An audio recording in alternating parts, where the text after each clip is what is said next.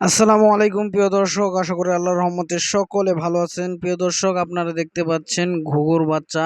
এই ঘুঘুর বাচ্চা দুটোর বয়স মাত্র 11 দিন।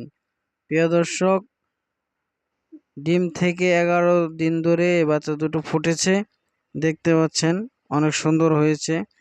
তো এরকম তাড়াতাড়ি বড় করতে চান যদি আপনার ঘুঘুর বাচ্চা, তাহলে কি খাওয়াবেন?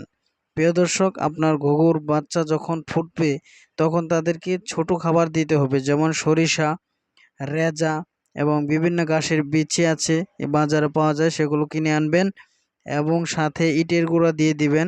দেখবেন আপনার ঘুঘুর বাচ্চা খুব তাড়াতাড়ি বড় হয়ে যাবে। আপনি যদি চান ছোট বাচ্চাগুলো বিক্রি করতেও পারবেন, আর যদি কোন না আমি বিক্রি করব না, তাহলে বড় করে আলাদা করে দিবেন, তাড়াতাড়ি আবার ঘুঘু ডিম পেড়ে দিবে। তো যদি ভিডিওটা ভালো লাগে অবশ্যই লাইক কমেন্ট শেয়ার করবেন। সকলে পাশে থাকবেন। ধন্যবাদ।